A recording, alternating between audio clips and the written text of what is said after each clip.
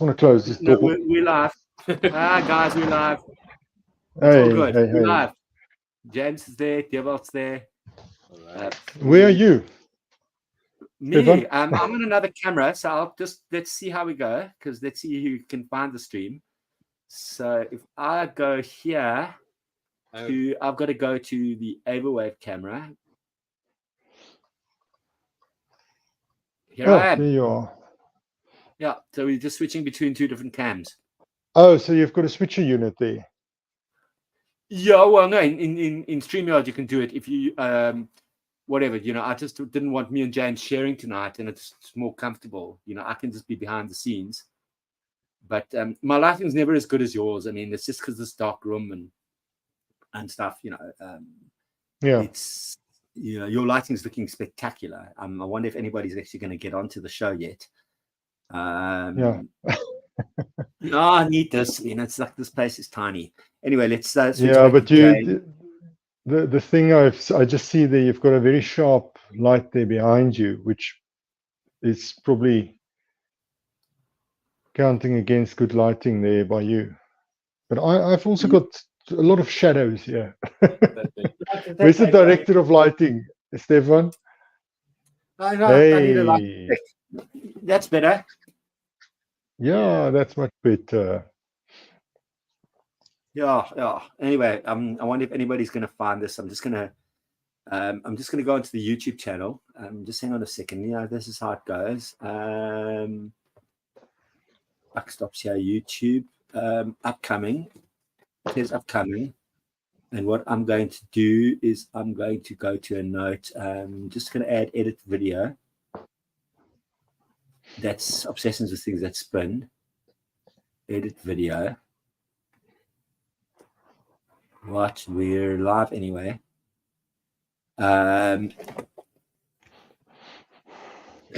Please find our other live stream. I'm gonna have to start paying for StreamYard. That's the problem. Okay. We are live. Title is too long. Things that spin. Just go here. Please find out we are live. And save, and let's see if anything happens. And then what I'm going to do is, let's just go back and we'll just see if anybody finds us. Doesn't matter. Anyway, Dee, how are you? How are you doing? I'm good, thanks. Just tremendously hot here, Bas. Tremendously what? Hot, warm, dry weather. Yeah, we've got a weird one. It's been we expected more rain, but it's kind of been less rain and kind of dry. I mean, I expected more rain, and then suddenly it's just there's definitely some global warming stuff happening here. Definitely. Yeah, I see. It's like a 46-year what's it like cycle that's busy playing out. A heat wave cycle. Yeah, absolutely. It's weird. I can't see. Oh no, because what I've got to do, I've got to go comments. I've got to allow the comments. So private chat. Just hold on. You see, I haven't allowed any of this. So just let me go back to settings. See, this is what's happening. Layouts, guests. Guests can stream. No. You see, this is what's happening. This is why I hate streaming. Now I've got a green room. There's no band guests. So, you know what I'm going to quickly do? Comments, StreamYard, live viewer comments show up on StreamYard. Just click on a comment. Private chat. Is private chat working? Okay, I'm just going to send go test to see if you see private chat there. Test. There's a thing that came up here. Yeah. Just a second. Yes, I can see that. And now what I've got to go onto YouTube. Hang on a minute. Now I know. I've got to go into my channel.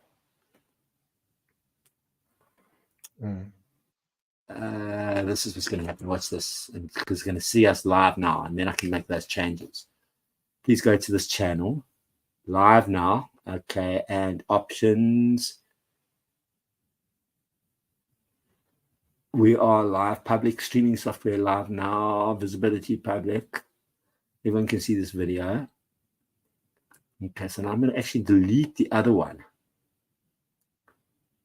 No, I'm not going to delete the other one. Live stream, yes.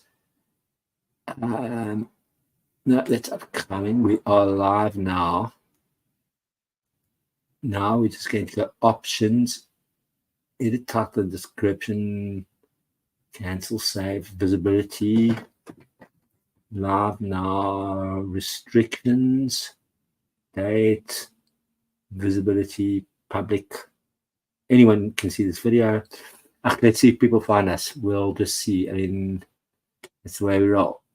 So, yeah, not going to go there. Anyway, you've actually become a bit opaque now. Oh, you know why? Yeah, Yes. there we go. Yes. All right. Sorry. Okay, so now we're going to switch to James. I want to see how's my backdrop looking. Is it like a? It's looking fine. I'm just jealous about those reel-to-reels. I mean, that's the one wheel. That one is supposed to look quite familiar to you. That's the one that came from you. Yeah. Camera one, Ava Media. Camera one is James. Let's go to him. Oh, yeah. And there we are. 6 minutes in. Let's see if anybody finds us. Anyway, I just wanted to thank you for this idea. So now I got with the fans of it, but I've been bored. So like I've got these zippos here. We'll talk about them later. But this is the one I got. Here it is. For my oh yeah. Yeah. That's the one I got for my 18th birthday. I've just re-wicked, re-serviced everything. And you know what? Because I smoke, and James is sitting there just watching.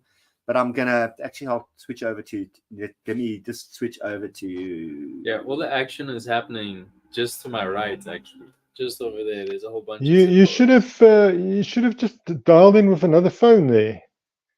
To have both of you on the stage. No, we wanted it. So there's this baby that I got on. This is a 1984 model. If you know Zippos, these are the wheels that turn. But I mean, I had to reservice the.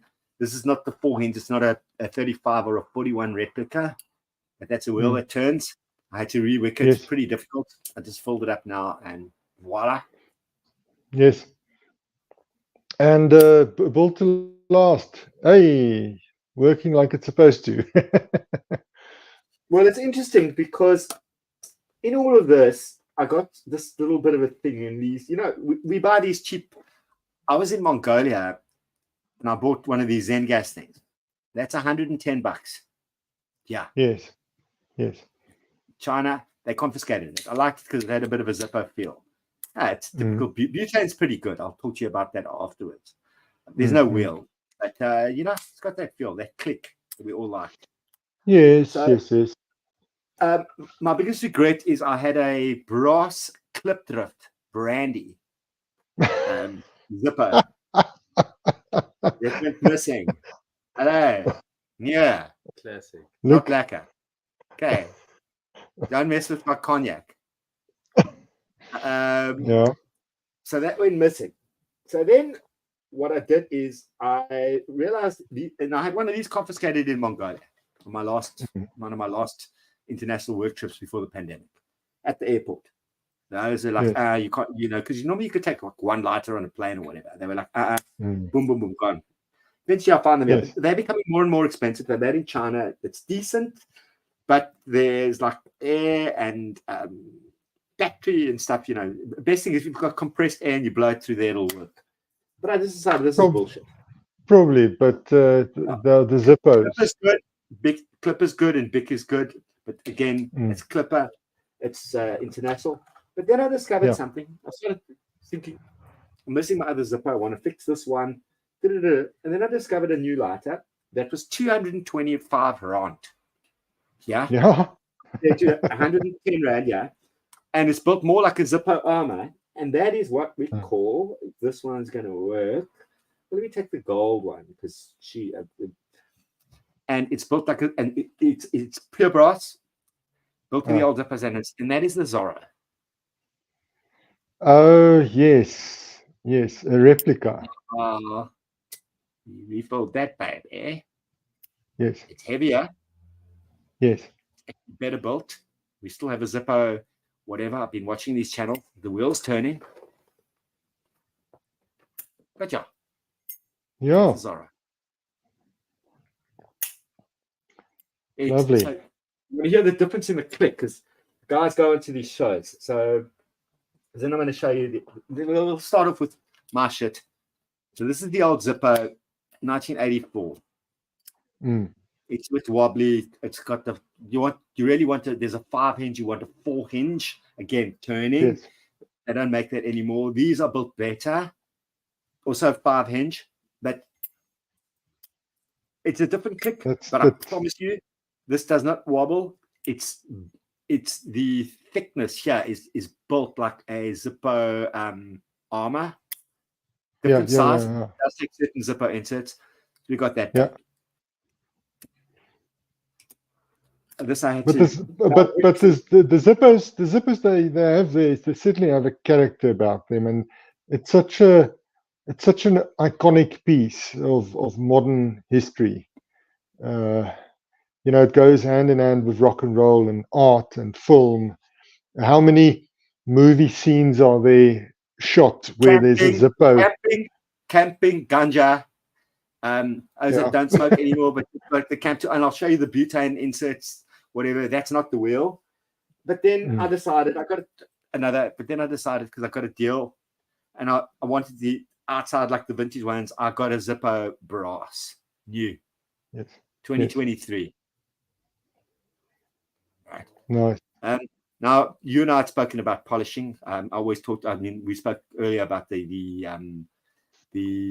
metal polish. What is it? The Autosol.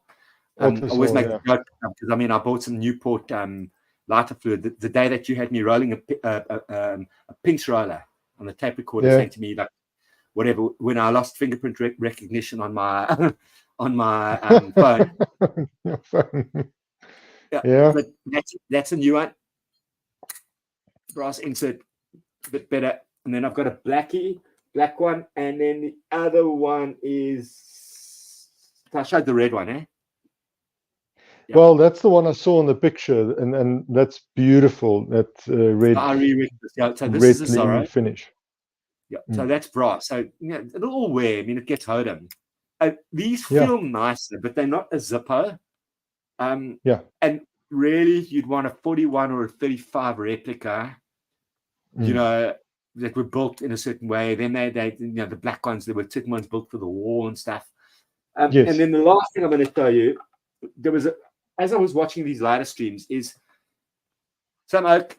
there's another Austrian lighter that's absolutely amazing. But like flints and wicks, it's quite complicated, but it can store whatever. Not for me.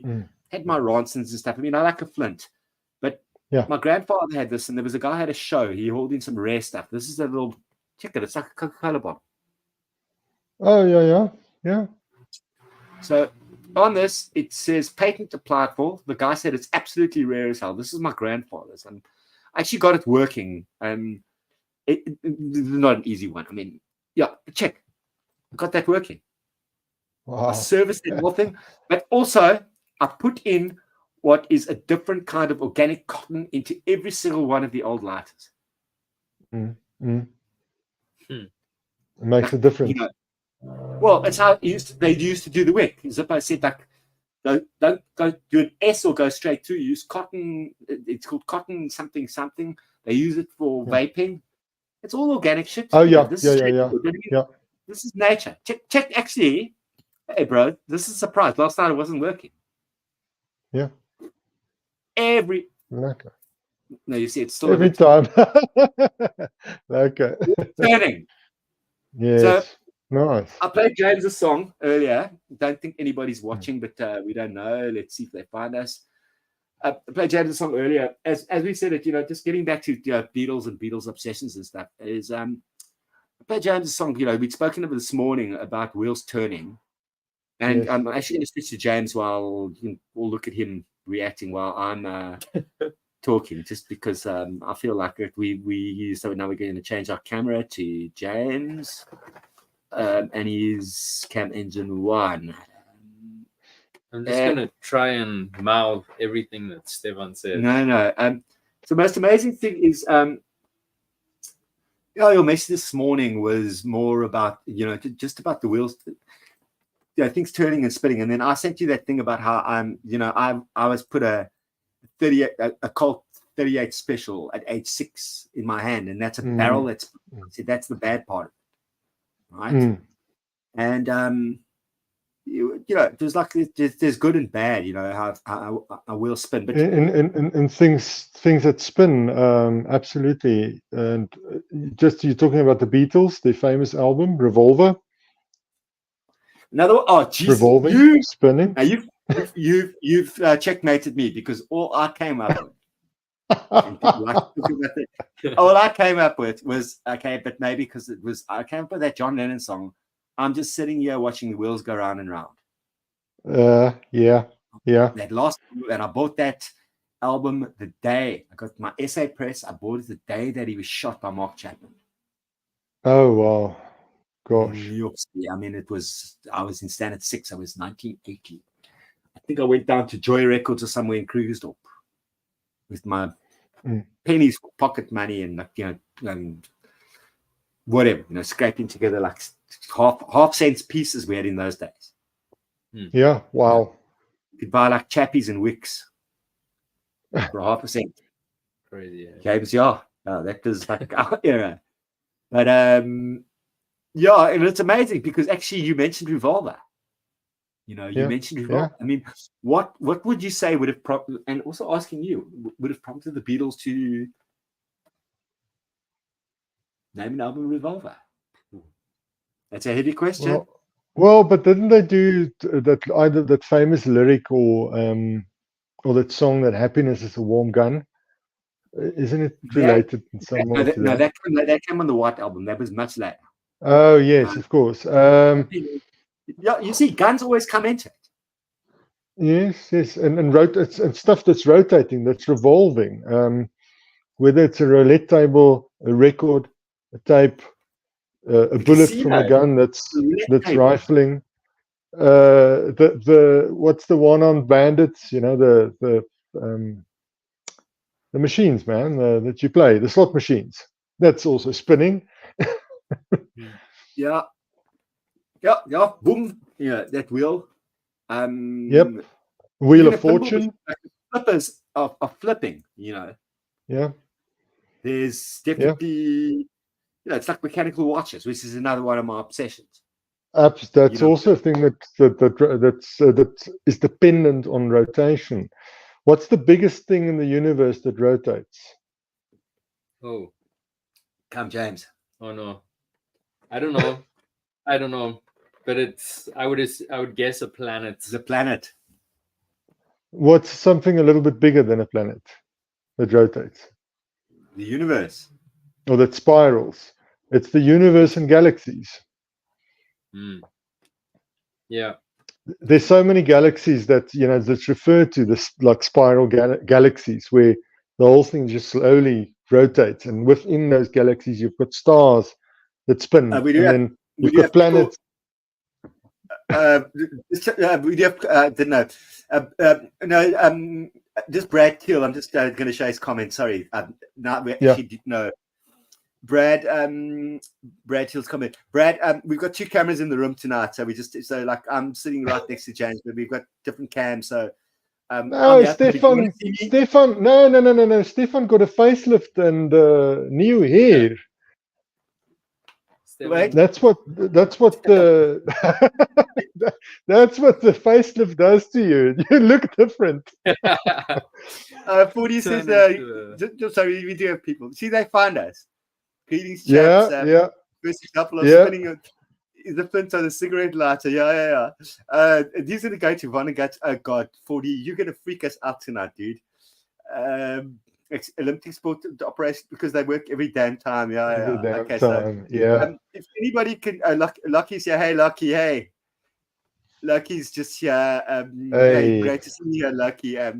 Really good to chat yesterday, and also about that classical show, which is really, really fantastic. Just enjoyed it, and I was doing a little bit of bitching, but really, really good. Lovely to see you here. It's 8:05 p.m. Let's just see. Just always good to just these are friends. This is what's going on in our community. So, Dee, I'm going to hand it back to you. I just had to greet the guests. Revolver turning the tables. But I mean, that just shows that everything's turning. Like you said, the galaxy, the universe, the Earth, life itself, is turning. on the Earth, You our get life cycles. If you want to think of it like that, water, that you tornado. pour into everything. Yeah, and tornadoes. There's. I remember growing up. You got those trees with those helicopter seeds. I don't know if you remember those that you would throw up in the air and it would do this thing that when it would fall down to earth, rotating again. If it, I guess also where the whole obsession with humans started with rotating things was the development of the wheel as well, which was a monumental shift in how we interface with the world was the invention of the wheel and the utilization of the wheel. If it was not for spinning motion, then we would have lived in a very primitive world, because rotation is, or the act of something spinning is so vital to so many things that we rely on. The generation of energy, especially in music and entertainment. Film cameras, the development of the first like cinema camera, it was dependent on rotation. And Edison with his phonograph, and later Emil Berliner. Yeah. Yeah, and even film cameras, when you wind. Yeah, when you wind it, absolutely. Yeah. Here we go. Here's a Bolex. Well, this is what I'm loving the show. So I'm just gonna have to change camera. To the Bolex. I've got a 16 mm here as well. So I'm just got to choose the right camera. And now I'm Steva. Yeah, there's my late granddad's Bolex. We can open that later. That's got the telly on. God, this, yeah, you're just going to wind it up. You have to wind it up to get it to spin. The inner workings. Yeah, and then we're going to open it up, and you can see that film. Lovely. And then I've also got a 16 mm here, a Kodak with 3 lenses.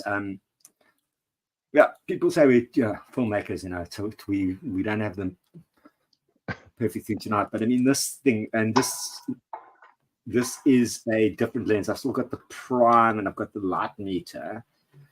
Wouldn't use this, because we've been shooting part of, and got the corrosion here. I mean, I've got to take some of that German stuff, some Zippo fluid. Yeah. That's why I'm not fond of staying at the coast. Just check the corrosion. Check the original leather strap. Yes. It's sitting on a little spin. Red and black leather that is still intact. I checked the screw. Now I wonder if that's the same screw that takes these marks in that. The thread on that. If it's in, it will be the same. Well, no, I think it's Imperial back in the day. But it's still Imperial. It's the one screw thread type that they haven't changed yet. I mean, the metric system was a mess. It's like Brexit right now. It's like, I don't know. We should have stayed with gallons and liters or all converted.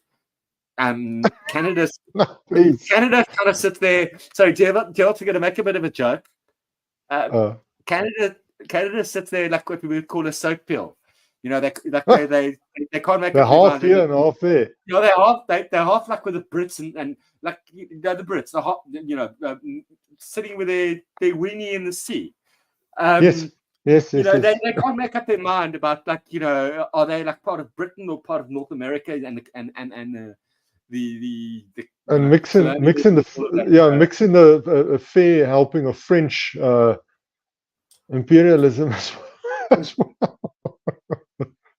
Yeah, absolutely. Yeah, we had the Dutch, we had the Brits, then we had the French Huguenots that came and did all the wine farms and stuff. But yeah, anyway, just I've got a bit of a sense of humor tonight. So yeah, just getting back to the cameras, just things that spin. But what I'd like you to do is, and I'm going to switch the camera over to James right now because I just feel like what's being spinning there in his hand. You're going to see, Devil, just hold on. I'm just changing camera. We can do this just because we can. And we go to virtual camera 1. And there we go, James. Hey. So, Devil, talk about that fan and tell the story. Well, not specifically this fan, but when me and Stefan, when we spoke about a topic to chat about, I don't know, some reason or another, we gravitated towards our more obscure interests, because I believe a lot of people, they've got mainstream interests that they'll share with their friends and that they will share publicly without being ashamed. And then you'll have those interests that you don't really talk in public about, because people might think that you've got a screw loose or you're not from this planet. And for me, a lifelong interest has been little electric fans. I find them extremely fascinating, and it's things that spin. And for me, this is where it started. I learned how to, how a electric motor functioned, and that made this whole unit, a product on its own. And this is where it started for me, that eventually evolved into understanding how turntables work and tape machines and any and all things related to audio equipment. It started with the humble electric fan. There might be a bit of a vague connection, but interesting enough, the type of a motor that you'll find in a fan like this is the same type of motor you'll find in most turntables, in most crude turntables. So it was just a natural progression for me. It's a thing that that spins. It's hypnotic. It can keep me entertained for hours. I find great pleasure in finding an old fan and taking it apart and servicing it and putting it back together for my absolute own pleasure. I don't have to explain it to anybody. Nobody has to be able to understand it. But best part of the pandemic was me, beyond me losing my fingerprints on the lighter fluid on the reel-to-reel machine, was the day I decided to fix my chinny fan, which was used, that Indian replica fan. But it's a bit like an Enfield. It's had a license to be remade in India. But I mean that motor's like my Garrett 401, as you know. I mean, that's tech. Yeah. And remember the day I called you and I said, D, what do I do? I called you. I called you for fans. I called you for lighters. I called you for tape decks, turntables, phone arms. Calm down. Get this angry. Who's there for me? It's Dev Audio. It's Dev. It's Ghost in the Machine. And I think it's quite amazing, because I mean, and I'm going to just blow a bit of your top here today. What a lot of these people don't know is you've developed your own amplification products. You've developed upgrades for Lynn Sondex that are way better, or not better, but to the standard of what Sondek does themselves. That machine backwards. You've reached up cartridges. You've played around with tubes. You've designed step-up transformers. I mean, I'm quite amazed, that as this, and I'm going to bloat your boat a little bit. But as a kid, you used to sit there in the local village or wherever your parents used to take you. You go to the library and you'd read, and you you were just this self-taught, passionate person about something that you can just do beyond, and for me, that makes me very, very proud to say, like, listen, as much as we have these cottage industries that are burgeoning in the EU where you live, like in places like Bulgaria and in Lithuania and all of that, where maestro people here in South Africa, and it's like with our music, and we were talking about venues last week, is we've got to get our country back on the map. That for me is my agenda, and I hope some people are listening, because Devalt, without you, my audio journey would have been very, very different. And there was I remember that day when you told me, like, just like chuck the SME arm. We put the Denon on because not the Denon, the vintage micro Seki. You called it very dainty because it could at least chuck a heavier cartridge. We put on that Denon that was retipped by Lucetti, and I was just like, okay, right. Something was a bit different. Now going back. Yeah, remember, one of the things I also that I encourage you to do, and I encourage a lot of people that's interested in hi-fi, is don't be too scared to try different things. If you're going to stick to the opinions of the the big reviewers and the people that makes the most noise out there, you're going to lose out on possibly a lot of interesting experiences. You have to have an open mind to experiment. I think so. Yeah. 440 is like confusing the shit out of us. He's going. I'm just going to read the comment because I want to know. It goes, turning in circles does seem a universal precept in orbit everywhere. I wonder if why history keeps fucking repeating well, it's not for kids, the show, repeating itself, and his society is so recidivist. I don't know what that word is. Recidivists. I think it means like folding back on oneself the whole time because you're repeating mistakes. Are you Googling? Yeah. No, I'm not. That's my WhatsApp coming up on this thing, and I actually need to shut it down. I mean, it's I'm actually not interested in. But that's actually, that's a very interesting comment, because it's when you sent me the message this morning about the things turning around, and I said to you, but at the same time, why I had that Colt 38 special when my dad had guns back in the day, no guns later, but the barrel of a gun spinning, and I was 6 years old, and that thing kicked back in my head, and I got bruised, and I never wanted to shoot a gun again. Yeah.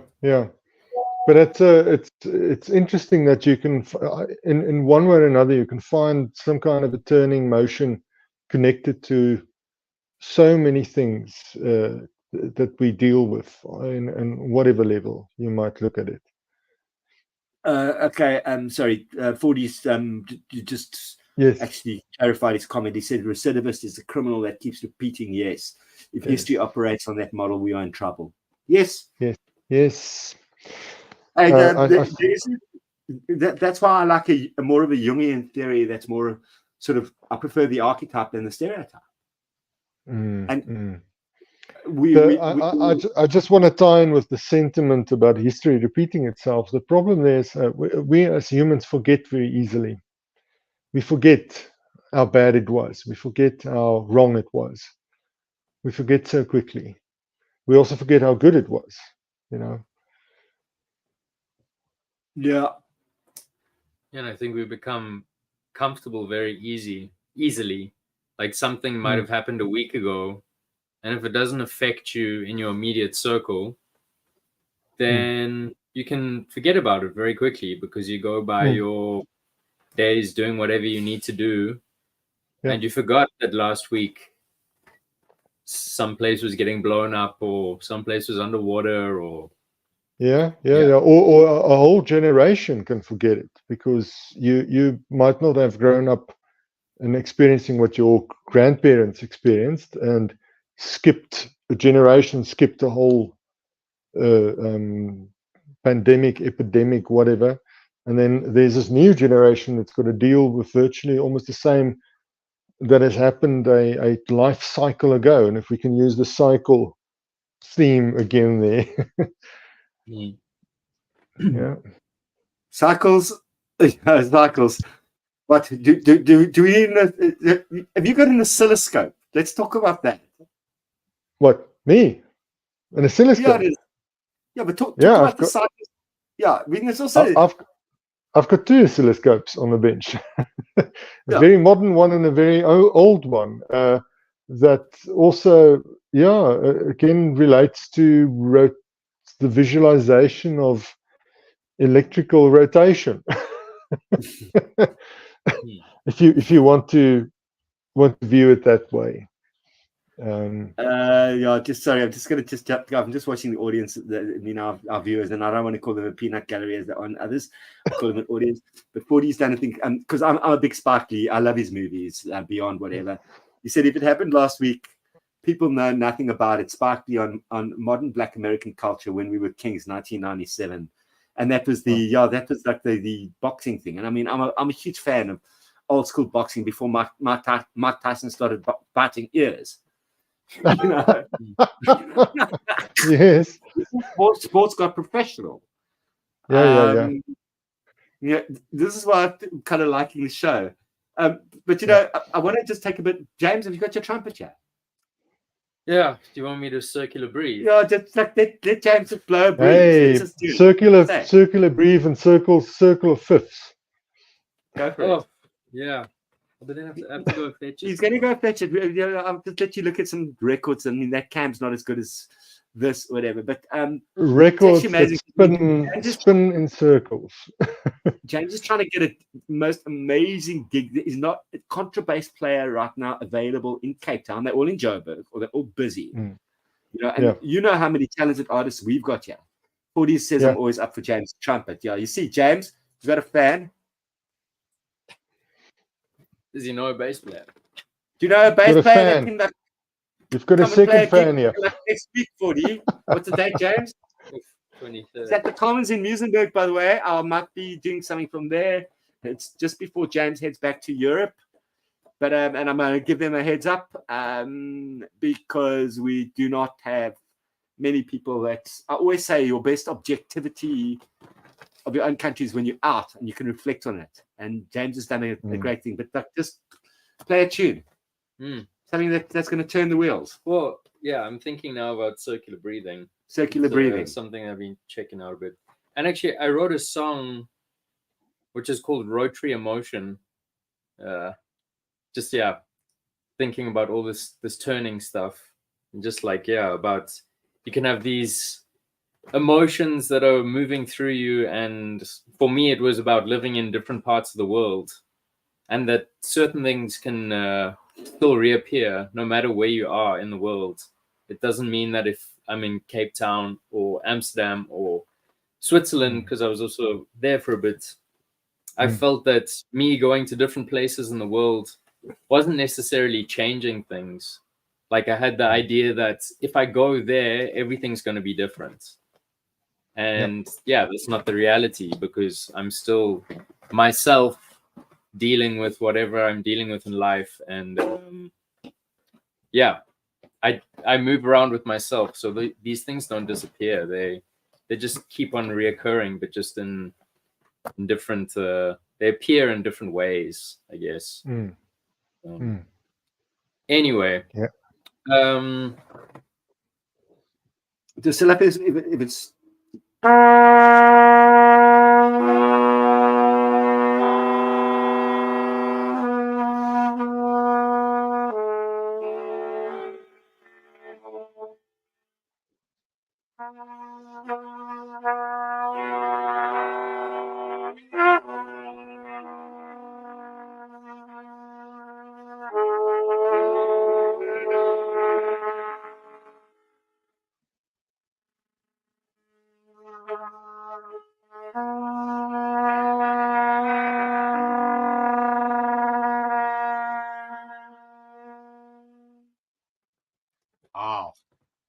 I don't know if that came across as how it sounded in my head, but there was meant to be some multiphonics happening. Yes.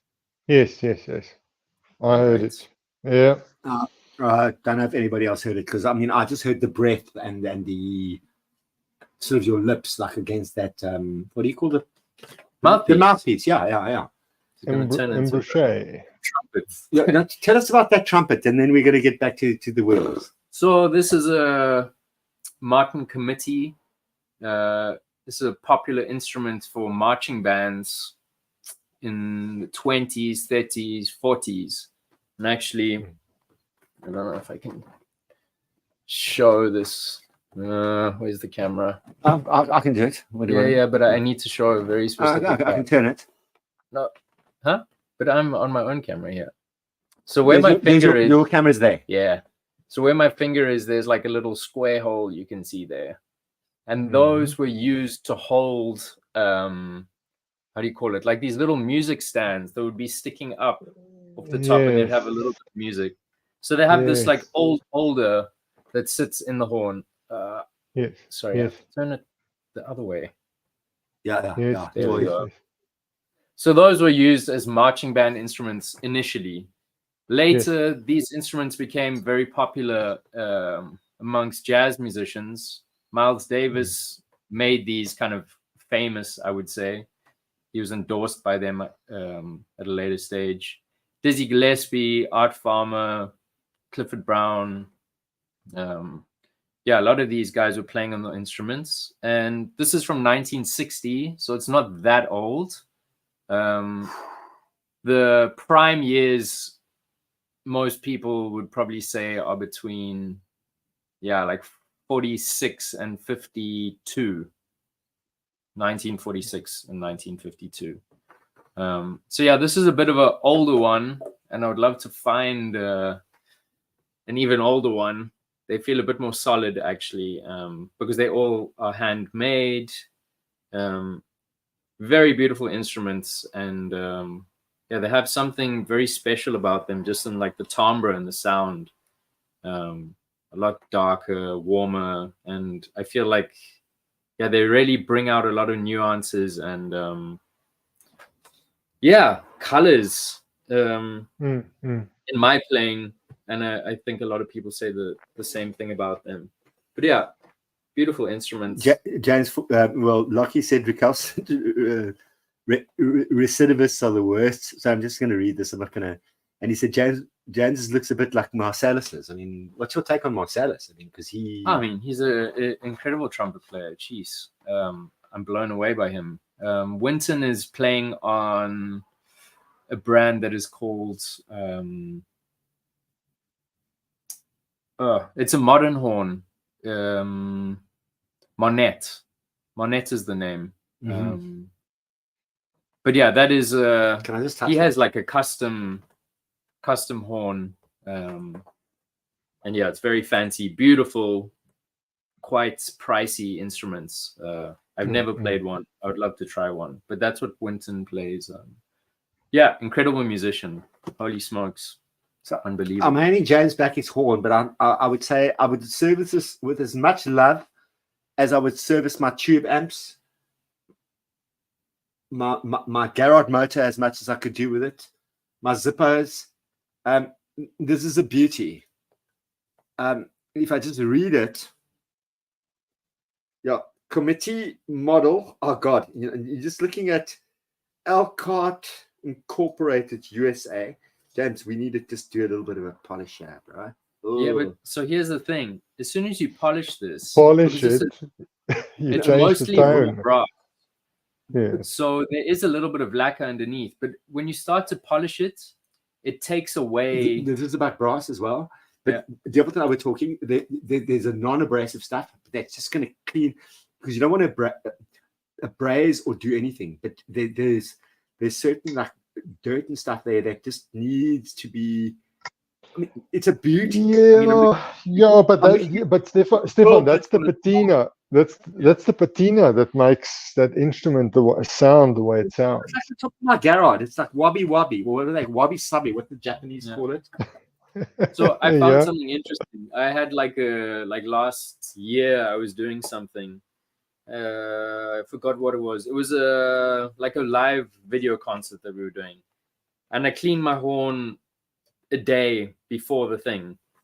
But I really I have a cloth, and I was just wiping it down, polishing it, and it was getting a bit more shiny because there's a little bit of lacquer, and the tuning changed slightly, and I felt that the timbre of the instrument became brighter, and I just wished that I hadn't done it.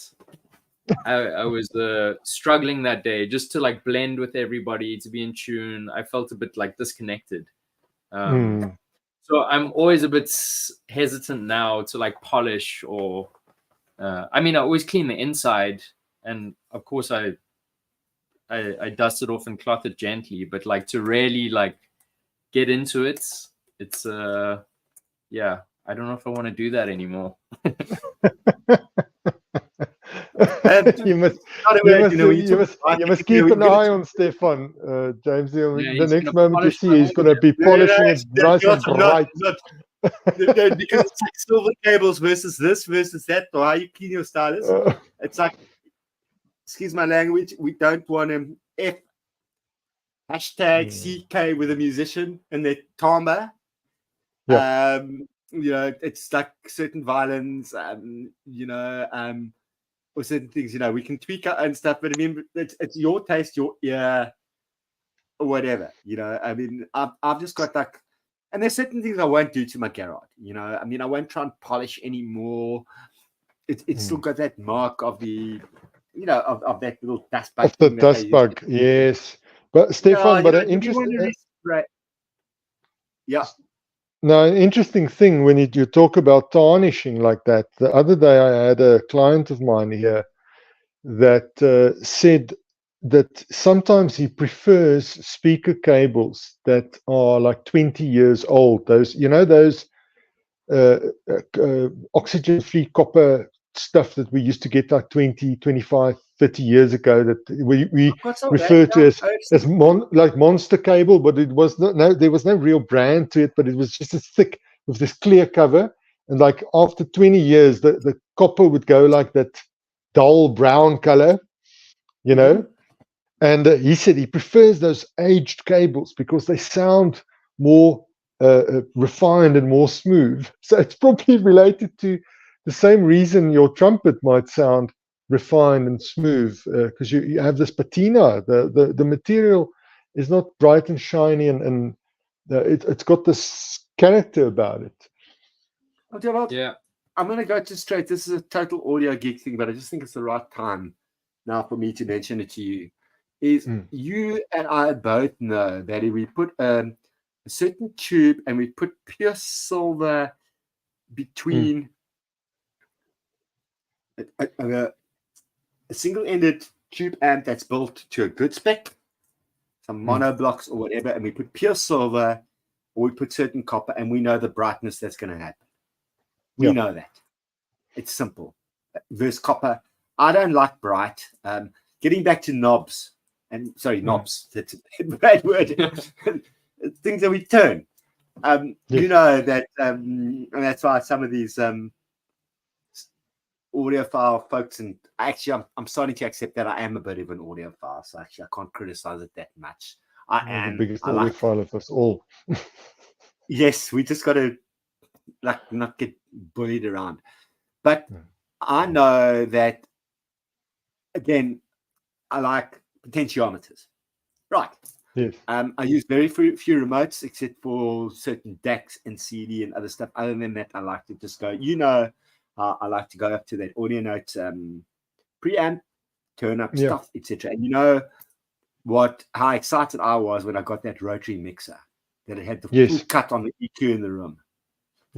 And that's a wheel that turns. Yes. And so many people in the so-called audiophile community don't realize. And when you and I chatted, we realized, as much as it's made in China, but it's a German brand, my particular, I don't have the best right now, but that Omnitronic rotary mixer has op amps that are probably, and it's still got 2 ground places, not just one, right? and other stuff. We know that it's probably, and it can take other components and stuff. You've got to clean the pots and etc. We know it is probably better value than the average phono stage. Yes, that's true. That's true. There's absolutely no reason not to use a minimalist rotary mixer like that in a decent hi-fi system. It's we must just always remember that way back when most audio equipment the foundations were laid down and were developed, great effort was always made to make the absolute best sounding equipment. And the rotary mixers started in the earliest days of recording, up to the late 60s, early 70s, when Uri did one of those first, like mobile rotary mixers that started the whole DJ culture. So all those equipment were designed to be high quality audio. There's no, like the Technics SL1200 turntable that so many people for so many years criticized it as being a DJ deck, but that's not true. It was never designed as a deck for DJs.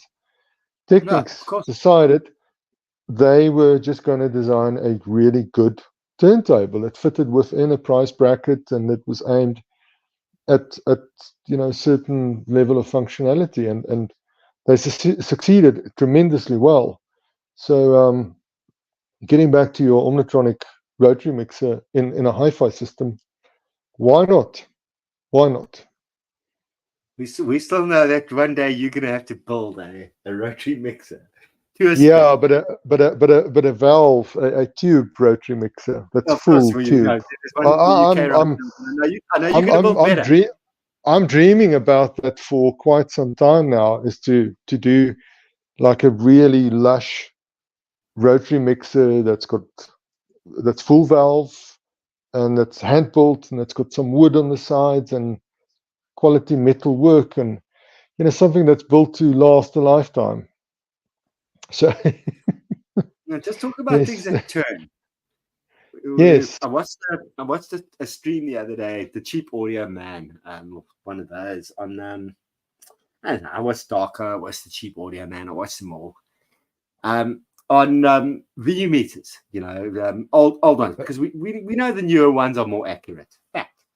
And mine does not have old school, but we all like the needles. But he said the newer needles are lazy, is what he said he was stuck some interface that goes between, some my brother's got, the brand new Luxman. I'm sure those needles are fine. You know what I mean? From Japan. Fine. But needles, turning. I mean, how do we get back to equipment that incorporates that? What's the accuracy? It turns. Well, you must remember this, that the meters the early meters were developed, for the broadcasters to just gauge at what levels the signals are going out and what's going on in the transmitters. But mechanical movement meters by nature is quite lazy. That's why modern audio engineers are not too fond of them. But there's a certain nostalgia. There's a nostalgia about them that feels cozy and familiar and warm. It's the same with the equipment standing behind me. There's no reason for us to record to tape in the modern times that we live in with excellent digital recording equipment. There's no reason for me to keep my Lynn Sondic alive. But it's nostalgic, it's tangible, and it's hypnotizing. The stuff that's spinning. That's, again, getting back to this topic. I've got so many friends and clients that they are obsessed with their hi-fi gear because they find it to be a mesmerizing, hypnotic experience. This morning when I was thinking about the topic, I was thinking, the spinning motion of fans and of tape reels. It's reminiscent of the cartoon episodes where somebody would hypnotize one of the characters with a spinning wheel, like a thing that with the spiral on it, and then I'm just looking at I'm going to stop you for a second. I'm yes, looking at 40 because he's referring to songs like Windmills of Your Mind. yes, and then he's going turn, and you go spinning wheel, and I'm going to go like what was it, Blood, Sweat and Tears, spinning wheel. And what people don't know is the years that Bruce Cassidy spent in South Africa, like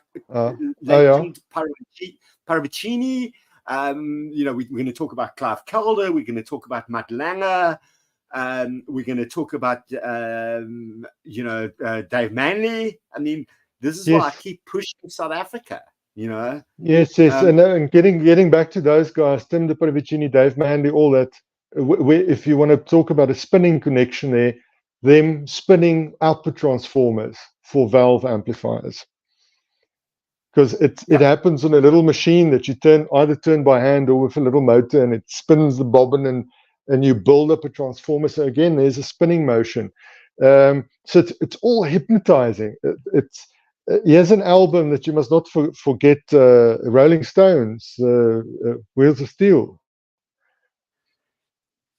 Steel Wheels. I mean, most people don't know. Yeah. I mean, Blondie Chapman from some of our North American friends that call him Blondie.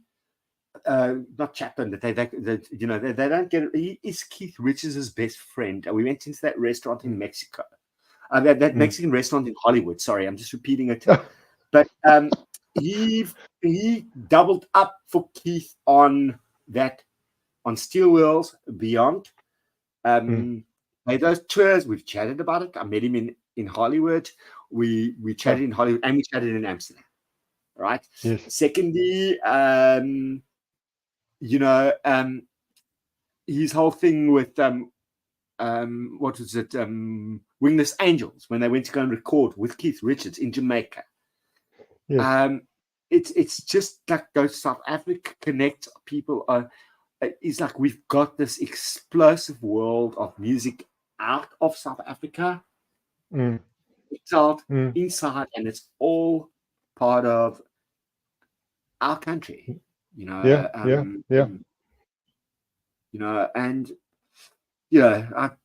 One day we're going to get to the Bop Studio stories. I'm just thinking now, if South African legend that I have here at the moment here in my place, that's also related to a spinning motion item. It's a Doc Viljoen turntable. Talk about Doc Viljoen. Just talk about it. You want to hear about Doc Viljoen? Yeah, interesting. Very, very little is known about it. That's the mystery surrounding Doc Viljoen. There was all those weird. What about those weird, like little?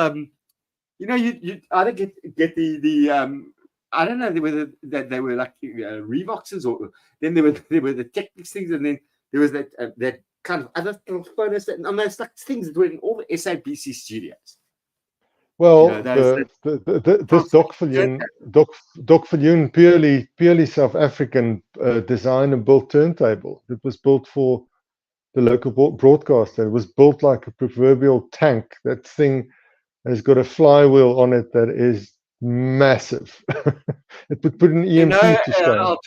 I'll translate back to English for the people that don't understand. No, waar is Doc Viljoen? Waar sy familie? And is he dead? Is he dead or alive? I don't know. I don't know. What happened to him? Don't know. He's this obscure, mythical character in the local technical scene. There's extremely little information on the man. Only that he was the head of design and development of these turntables that's so legendary that they're known in the States and in Europe as being quite legendary machines. So I'm going to jump to one more thing, and we're going to get back to something. This is going to be quite funny. It's back to our old AV forums and stuff. But there was a character here in Cape Town. He used to work with stylists and stuff. He did the Blue Angel. We used to call him Scully. Remember? Yes, Andre Hanekom. Sadly passed. Yes. Yeah. yeah, I just think about what he developed. He sadly lost to Cape Town. I think he was retipping and doing all that stuff. We've had some weird, obscure characters doing some crazy stuff. Yeah, some interesting stuff. Absolutely, yeah. He's Andre Hanekom's phono cartridges is so world famous. He did a lot of self promotion, but he got recognized for his technical abilities. Yeah, and it's quite sad. I think I sit with I think it was one that came through a batch or whatever. One of a machined wooden head shell that Scully did. And again, there's a book that needs to be written. Through the engineers and the audio, but also through the audio designers and even Tim Paravicini and living here and then going to Japan, and then back to the UK. And record people in the industry, Clive Calder, producers, Matt Langer, what was his name?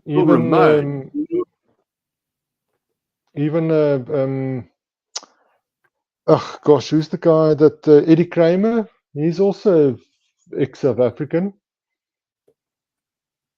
Ring my bell there, Eddie Kramer. Eddie Kramer, Led Zeppelin, Jimi Hendrix, American record producer and engineer, Eddie Kramer. I'll check it out. And yeah, that's one I don't know. You always bring up stuff, And then also, the fact that also, working with Donovan, pre George Harrison working with the sitar, you had Sean Phillips working with who lived in South Africa, as we know, and connected to him, and obviously working with Jimmy Page, but working on Donovan and the Hurdy-Gurdy Man and other stuff, playing the sitar. That was released later. The sitar happened earlier. It's quite amazing. But this country, it's like we are sitting in this void of like, and the next election, I don't know, they're not going to tell our stories, or if they are, it's just, just to be straightforward, because, Gerald was one of those people who went to go and unpack and do stuff at Pop Studios, where that last SSL desk went out. And we had, there was Saul Kersner, they were building casinos and stuff, the casino economy. But, stuff was just rolling in this country. Money was just flowing in. They were building hotels. They were building recording studios. It was all happening. TV studios. Steel mills, stainless steel mills. Where I stay, we're not far from a center where a lot of steel and stainless steel production happened. Also, again, the theme of stuff turning and rolling is those rolls of steel that got shipped out. It's steel wheels. Actually, just getting back to what you said about that album, getting back to those things turning, like steel wheels, And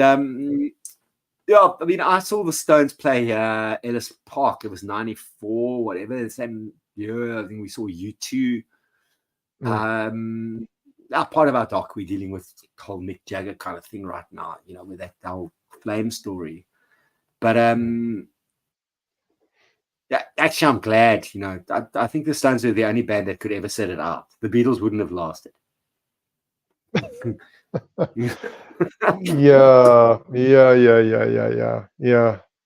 Beatles, they were just, I think, too many egos. And wives. Wasn't it Paul McCartney that wrote a song, Too Many People? That in later interviews, he said it was aimed at John Lennon, and John Lennon being surrounded by so many people and making so many statements. It's like these streams also, that's like Beatles, Stones. This, that was definitive stuff. You grew up. I'm just talking to James, just saying, grew up years before.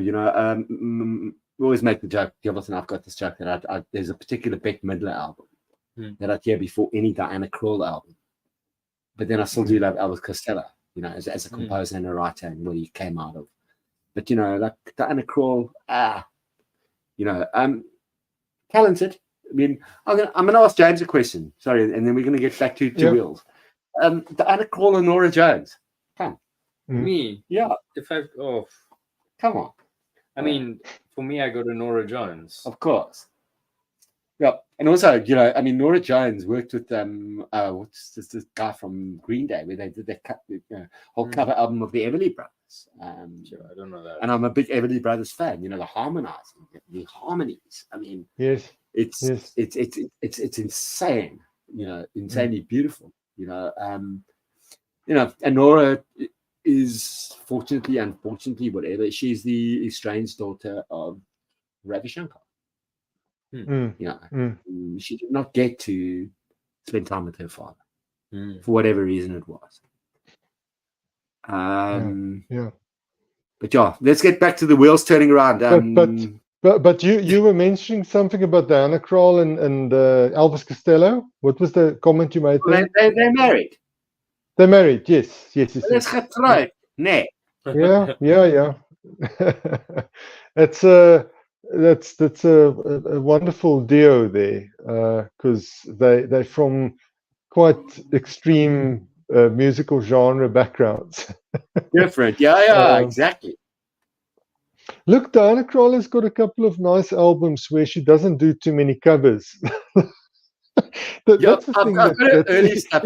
If you can accuse her of something, it's just covering a lot of old standards. But like The Girl in the Other Room, where there's not too many covers on, is quite a nice album.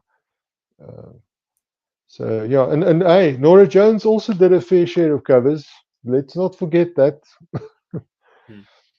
Yeah, 40 is like throwing some comments there. He's like the Beatles, like experts, at least in the people that are watching tonight. You guys, McCartney wanted to get back to roots in 1969 to save the group. His sense of narrative resolution was true, but the group wasn't nostalgic enough to replay the canon. I mean, of course. Yep. I mean, you know, and so many people, I'm going to get you straightforward. So many people hate Yoko Ono, and I am a big Yoko Ono fan.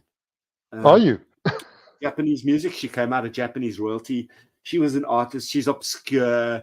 There's people that like play her, whatever. It is what it is. But Yoko is Yoko.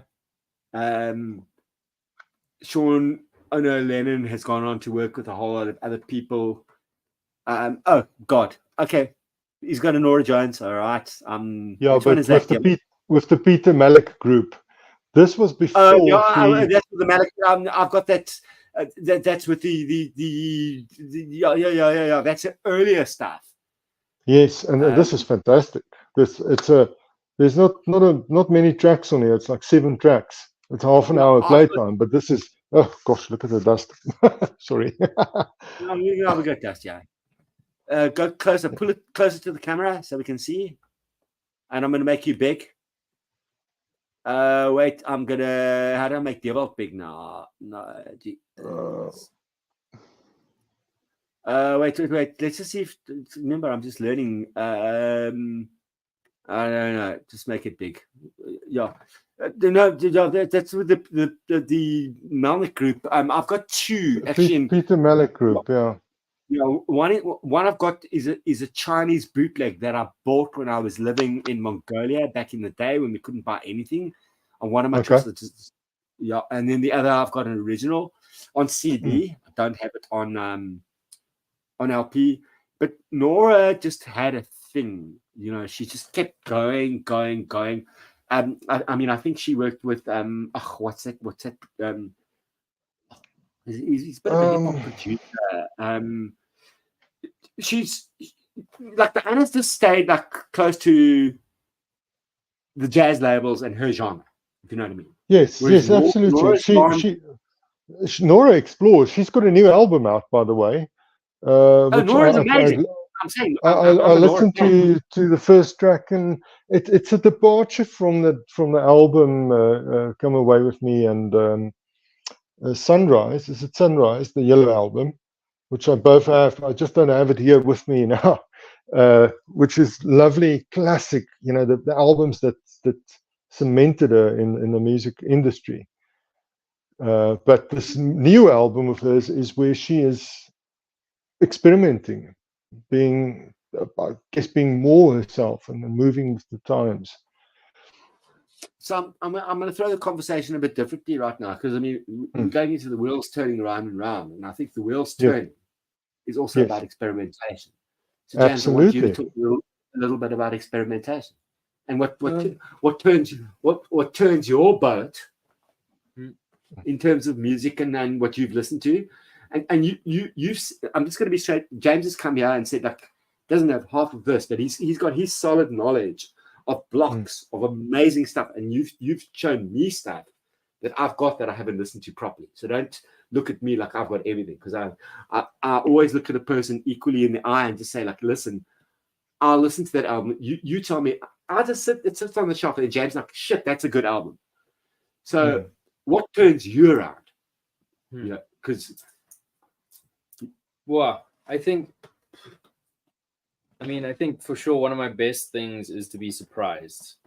And just thinking about what Dewald had said there now, like with Nora's new album being something that's something else. If you look at like the history of, let's say, curious musicians or artists, could be painters, writers, whatever, they don't always stick to the same thing for 30 years. It's very often that you might like a first album of someone and you don't like their fourth album, and you have a lot to say about their fourth album. But what you don't know is what they've been through and what their journey was and what they've been listening to, or who they've been playing with, or where they've traveled, or, you know, you just hear the records and you have something to say. So I think a big thing for me is to be able to hear something that kind of surprises me, because often we have such a big expectation of what to hear on a record or on someone's newest album, that you sit there listening critically, or thinking that it doesn't sound like you wanted it to sound. So I think for me, a big thing is to be, like I said, surprised. Like, I like to listen to something, I'm like, whoa, wow, they're doing that. And like, whether I like it or not, the fact that someone has checked something out that was different than what people were expecting is such a brave and honest thing to do. Because I think in the world that we're living in today, especially, there's so much pressure from just everything happening in the world to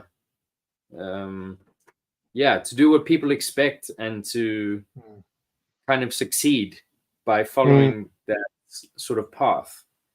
So when you see someone that is really sticking to what they believe is true and going for that, and something comes out of it that they're happy with, I think that's beautiful. And I've gone away from what the question is and what I maybe listen to or what turns my wheel, but I think that, I mean, I listen to a lot of stuff and I'm like, I don't like this album, and I only like the earlier stuff, and it does happen to me. But I don't know, I like when a listener is challenged, and I often see myself challenged, and I don't always succeed in being able to overcome what they've challenged me with by not liking what they produced, the direction that they've gone in. But it's such a big lesson that we can learn to be, just to be opened up by someone, that someone makes a record that is what they're going through in that moment and what they're super curious about. Well, hopefully they're curious about it and they're not just spitting it out for whatever reason. Yeah. But that it has an intention, and yeah, if we can put ourselves in a position that we can surrender to that and take it in, yeah, I think that's very big on a personal level to be able to do that, you know, to surrender. Yeah, something like that. It's a hard one. I mean, you know, just like, because we're sitting at times between a rock and a hard place. So I'm just moving the computer nearer me so that I can just watch the comments and stuff. Because we've got the two cams off the one computer. I watched James tonight, you know, trying to get a bass player for a gig. And there is super duper uber talent in this country, right? Everybody's hustling, and I've repeated this before, show after show. I repeat myself, but the average DJ earns more than the musician right now. But some of the and the musician's got to play these corporate gigs that are not quite lekker, not so nice. You know what I'm saying? James is privileged enough to be between EU and here, but it's year after year. But I'm sure you have a longing to be spending more time in Cape Town, correct? Yeah, for sure. I mean, I think a big thing for me, like moving to Europe, made me understand what there was in South Africa. And it made me dive deeper into South African music, the history of South Africa, you know, like a longing to know more about where I come from and to be able to share that with people. Because a lot of people were asking me some questions on the other side of the world that I actually didn't know the answers to. And I was like, whoa, I don't actually know this. So then I would go check it out. But a big thing for me was checking out South African music. Like I arrived in Europe and I realized that everybody was talking about a lot of the same music or musicians. Of course, everyone has their pockets of stuff that no one knows, but like the general norm of musicians and artists was, yeah, it was kind of familiar. And it was crazy to realize that people that I had grown up listening to, that I thought were amazing, that inspired me for years and years and years, nobody had any idea of these people. Well, not nobody. The people that I was hanging out with. Give me an example. Yeah, I mean, sure. I mean, growing up, like, I guess just before I moved to Europe, I was very much into playing and learning jazz music. So people I was listening to on a weekly basis, if not bi-weekly, was like, yeah, Reza Kota, Shane Cooper, Kezavin Naidu, Lee Thompson, Marcus Wyatt, Carlo Mambelli, yeah, Darren English, Benjamin Jefter, Keenan Ahrens, Sisonke Conti, Marlon Vitboy. I don't know. These were people that I was playing with or hearing play. Nick Williams. I don't know. These are all great musicians, and a lot of them have written beautiful albums in the last 8 to 10 years. And before that, of course, but like in most recent years, like modern contemporary jazz, which I think sits on a very high level in the world. And every time I play something for someone, they're like, whoa, what is this? Because it has a sound, it has a feeling. It's so clearly got a South African flavor to me, and just people don't know about this. And if they do know about it, they definitely don't know enough about it, because there's so many beautiful musicians that are still performing now and writing beautiful music, and we have such a big, beautiful history of where, the modern musicians were influenced by. In exile and out of exile. Exactly. There was a big, it's like the beat poets and all of that, they went into exile, like the Americans. Yeah. You go and watch that movie Right About Midnight. They came from the Deep South. They all went to Paris. There was a South African writer that was in exile with Burroughs in them. It was Sinclair Baylis. A friend of mine looked after him when he was dying in Yeovil. It's a bigger story than most people, and that's what I'm trying to do. Is I can look at the average South African and they just sit there in a little box. Hello, my box. This my doos. This my doosie. Hello, like a TV box. They have the old SABC test pattern. Hello. Yeah. But it's like this global connect is beyond. Devalt, I'm going to show you something. I was at our mutual friend David the other day. Sorry, can I bring out a CD? And I'm just going to be straightforward because I just said I'm going to talk about the CD. I'm going to talk about it because tonight's the night. As Neil Young said, tonight's the night. Tonight's the night. So, what do you have there? Yeah. Show us. This doesn't belong to me. That belongs to my friend Davey. I just said, we've got to talk about this. So I'm just changing camera. Hold on. So I'm going to the Azure Wave camera. Is that me? Yeah. So let's go look there. Who's that? That's Who's AJ that? van den Hol. No. Bring it closer. No. Good morning, South Africa. Max Normal TV.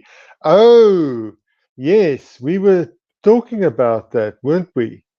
Yes. So The now. Antwoord. Yeah. This most lekker mense nie. Yeah. All right. There was a child that was abused. What he was around the Yeovil streets back in the day. I'll talk about it. Pasopie, gangsters gaan jou kom kry daar, my bro. Yeah, this is Yolandi before, and I just said to David, I needed to check that. But now there's a track on here. Yeah. But I'm going to read it to you. It's easier this way. Yes. Just keep this, because this is a rarity, and I've heard everything. Met him back in the day, the original Evergreen, all of that, before they started to culturally appropriate, and then they took they abused the child. Right. So the first song is called Total Fucker. Rap fantasy. I like your body. Ons is hier. Lach Nacht, because Yolandi was on this LP. That was the first one. So there's like Rap Made Easy, Eat Meat, The Way of the Dassie, Dangerous Man to Love, Love Is, and then tick, tick, tick. And you know about the drugs and the shit. Yeah. There's been a lot about this. I've given it a listen. I mean, had talent, but abused. He was talented, but you don't go, and everybody thinks this is the rarity. There were a few of these, but there's a little post-it note in here. It's the original. There are very few of these. Sure. But I told you, I can say talent, but when they got that child, and when he came out on that thing, smoking tick and all of that, and he couldn't see his mother and all of that, and they were using him as their kind of thing, and then they got to the States and all the crap happened. I don't know, and then I was talking to somebody else the other day about electronic music, and we look at, that was David, our friend, and you look at somebody like Felix Levand. Felix has been through drug problems and but been through his rehabs and everything. But his music hasn't abused anyone, as far as I know. his music always just had something there, that edge, whatever. You know, he didn't appropriate. He played with things. He was honest about it. He didn't try and be another person. You can't try and be a colored person on the Cape Flats. You can't try and be a Zulu. You can't try and be Xhosa. You're James. You went to your school. You're who you are. You've been around people. We had, in America, it was easy. It was simple, you know, through their apartheid, black or white. Yeah, we had like different, 4 different races classified. But Waddy was talented, in my opinion. You know, I just watched the band. I watched the hype about the Antwoord. I watched the crap that went around. And I said to myself, actually, I'm not cool with it. I wanted to hear it. I've got rid of stuff that doesn't resonate with me unless there's a certain reason. But I'm not a fan of the Antwoord myself. You a fan? No, I used to enjoy Max normal TV actually back in the day, and funny enough, like, I mean, I didn't know them, but I know I had a very good friend growing up who passed away in a car accident, sadly. Someone that I used to grow up surfing with. Who is this? What's his last name? Chris Elliott. And when they had a memorial service, which was down at Ladadno Beach, he was a huge fan of Max Normal TV, and the artists knew that, and they came to the memorial and they said poems for this friend of mine, Chris. So I felt like that was genuine, you know, and they had a good heart, and it's just sad to see the direction it is sad, I think, to see the direction that it went and how things have been lately. But yeah, in those earlier days, I used to enjoy the project. In Malmo. I mean, when Brad still had baseline and all of that, and you know, I mean, mate, you know, and you know, in fact, the original Evergreen. I mean, Waddy was he was Waddy. You know, we didn't know him. There's anything else, not even Max Normal yet. Waddy, you know, what was he back then? The original Evergreen, yeah. You know, amazing. You know, like the scene, everything. You know, like hip hop. We were all getting into trip hop. We were getting records and lost CDs back then because you know, I think that Street Records had closed. Look and Listen had transformed into, you know, it was the CD generation. Some of us kept buying records, you know, as much as we could. I mean, I only got my first CD player in 1994, believe it or not. Took me a while. I just was always, you know, and I do love CDs. You know that. I mean, whatever. But it was just a scene, you know, and there were parties in like in beyond Rocky Street, because that was already getting a little bit dodgy. I'd moved out of there. I'd moved into Westine. But there was a scene of music, and then it was the last days of Rumors. You know, you want to talk about great musicians. That's like Carlo Mombelli, Carlo there, you know, Sean Fourie, but not so much, whatever, his father, the late Johnny Fourie, who was like McLaughlin said, one of the greatest guitarists in the world, you know, out of South Africa. Art used to run the place. We'd have Sakile come down. There was the Tandoor, there was stuff happening, there was like sort of hip hop stuff. I mean, we're talking about late mid 80s into 92 or so. And it was just shaking. It was just shaking with music, you know. And you know, apartheid was still on, but I mean, it was amazing. And yeah, but you know, I mean, we're not going to get into it now, but I mean, you've uncovered vaults of music and you've transcribed vaults of South African music. You know what lies in this country. Yeah, well, the small bit that I've done, because there's a vast vault of music in especially in Joburg. there's certainly some interesting stuff, and we over the decades we had some fantastic musicians that made some excellent recordings, from absolutely various genres. But yeah, one thing that I've noticed that happened is that local, almost, if I may call it, local flavor music was like doled out by most artists trying to emulate the European scene or trying to emulate the American scene, whether it is hip hop, R&B, dance music, whatever. That to me, that's sad, because if me going through the archiving work that I did,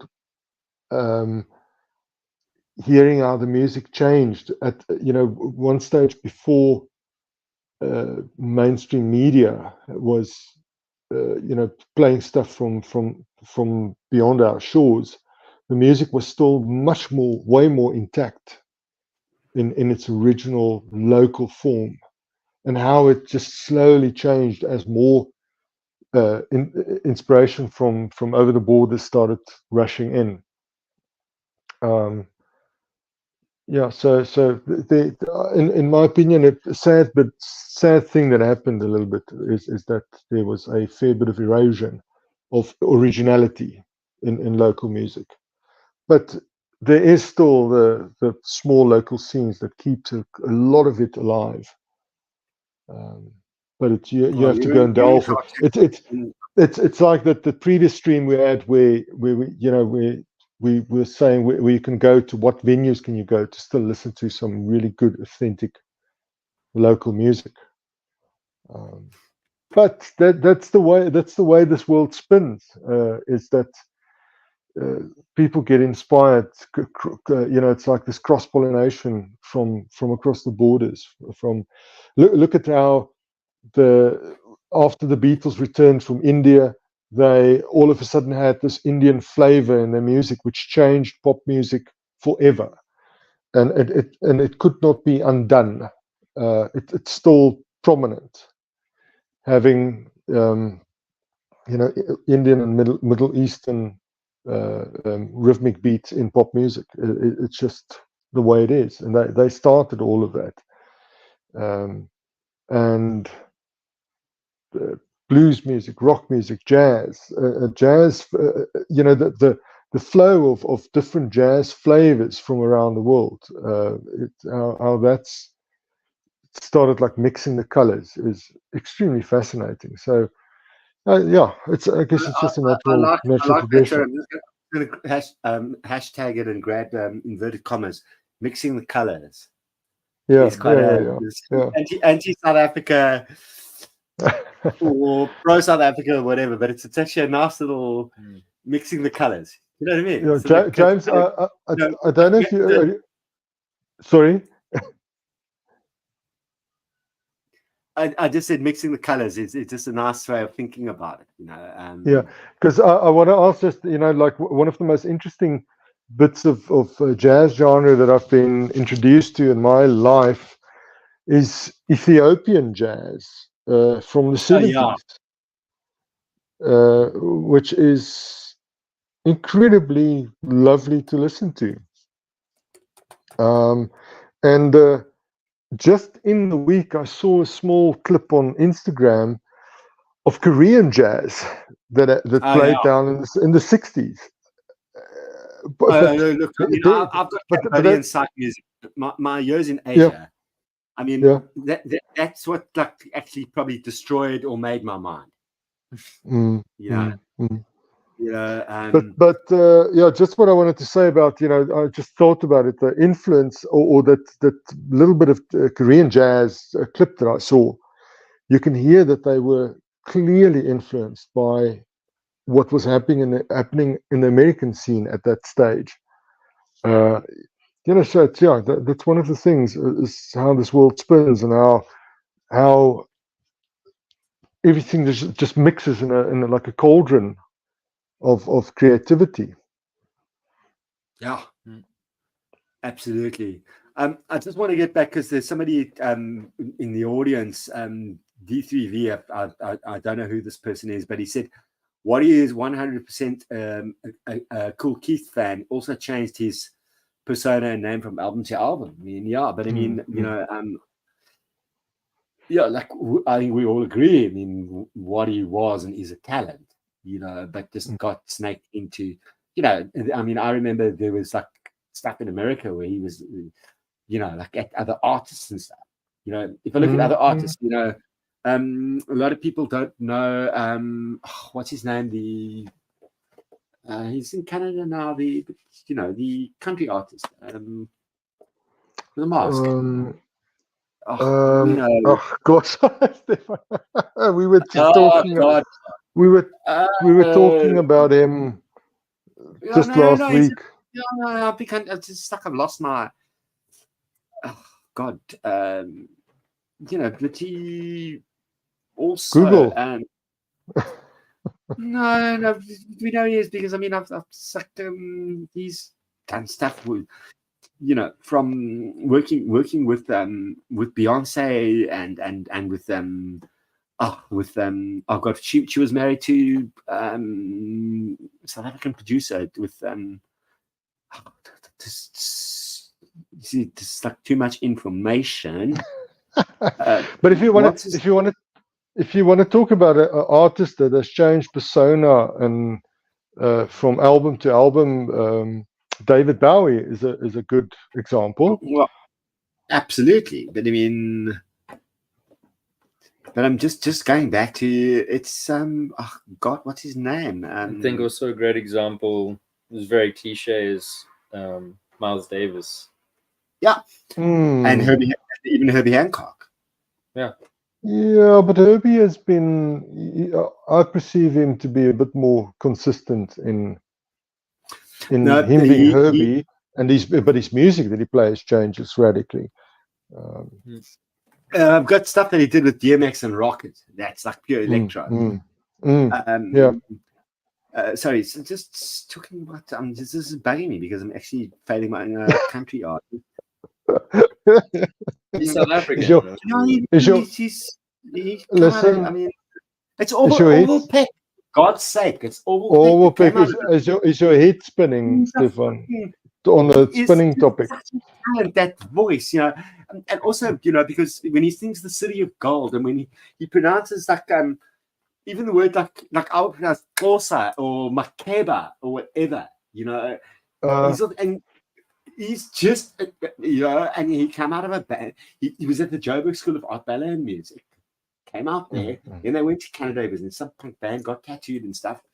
But he was always like a Dolly Parton and other fan, you know, gay boy, nothing wrong with that. Into that, but what a fucking amazing artist. You know, you listen to that voice, you listen to the control, and yes, he's big right now, right? I keep making the joke. I don't want him to see it. Don't want him to do a Waddy, you know, and go and mess up in Hollywood because he's big. He is the biggest artist right now in the world that was born out of South Africa that is making internationally. And a couple of the other people that go on the streams, from Norman Maslow to a couple of they're big fans. And then I keep going, but he was born in South Africa because they don't know the backstory. Our problem with our country, actually, and Devil, that might be a theme for us, is the backstory. Yeah, the backstory. You go and look at CCP Productions, Clive Calder. We know very few people can get him. He's on a certain island. I know somebody who knows him. Whatever, you know, Muck Langer. It's the backstory. That Trevor Rabin was producing half of like disco and black music and Margaret Singana and other stuff. He wasn't just Rabbit and he wasn't just Yes. The backstory. It's the backstory of South Africa. Yeah, absolutely. You know, for me, that's what makes the wheels go round and round. Absolutely. And James, you want to play another trumpet tune there? Oh, come on. I think you need to put the camera on you. You're No. Just I'm gonna have a loss. You play one more trumpet tune, and then we're gonna. What's Stefan scampering around there? I'm looking for a cigarette, Gerald. Cigarette. Hey, So I can light one of those zippos. a skyf, my bro. Why? Where's your rollie? So that you could roll one to tie up with the theme. I've got tube rolling machines here. I don't want to go into that. Wheels can turn around in many different ways. But sorry, I actually like having just me talking and stuff. But getting back to 3DV, you know, I said we'll respond. I mean, I don't know what he means about what he changing persona. I'm getting back to people watching, you know, from album to album. Is like I'm quite saddened because when the Outward first came out, I was like, shit, this is interesting. I was living in Paris, so it's 2012. It was amazing. Roundabout, yeah. All went Pete Tong. You know? Yeah, but it happens. And you know, I didn't want to mention this, but I recently, you know, talking about quite an innocent band, but have you seen the scandal surrounding the Mamas and the Papas? No. And I'm a big Mama Cass fan. I mean, her version of yeah, Junior, but the one of the guys in the band, John, but anyway, he's being accused now, decades later, of also abuse. John, within the band. Oh God, it was John Sebastian. Yeah, I think so. Sorry, I don't have my other phone with me, so I can Google. It's on charge. So if I had it here, I would have sounded very clever. No, we don't want to be clever. We need to roll these streams naturally. That's what I'm saying. Yes. If you don't know information, I can't find it or forget something. It needs to be an innocent band like the Mamas and the Papas, you know, also have a little bit of a taint. Oh, Bowie, all of them, you know, Woody Allen. I mean, that's, you know, we've just got to, I think we've got to work it out in life. Do you have the album that Woody Allen brought out? No, which one? In 1978. No, I'm a big Woody Allen fan, though. I mean, I love his movies. No, I'm just yanking your chain. I don't know if he ever recorded a music album. You know what? You never know. I mean, Eastwood did. You never know. You know, anything is possible. It's like vague connection. But there's this. Do you remember this record album called The Prophet that was recited by Khalil Gibran, that was recited by Richard Harris? It was a big English actor. Yeah. So yeah. Some obscure way I got into that album and I enjoyed it very much, and it's just one of those albums that just stuck. You know, also, like we grew up so differently in South Africa. You know, people look at music differently to how you know 40s going about Spinning Wheel, Shirley Bassey prepared its version. I'm a Shirley Bassey fan as well, absolutely. Yeah. But I'm just sorry. I just want to get a record here that James was talking about. We have to experiment and be open-minded. Now, James, have you ever listened to this record? And do you know who this is? Frank Zappa. Yeah. Yeah, crazy. This is crazy. This is just.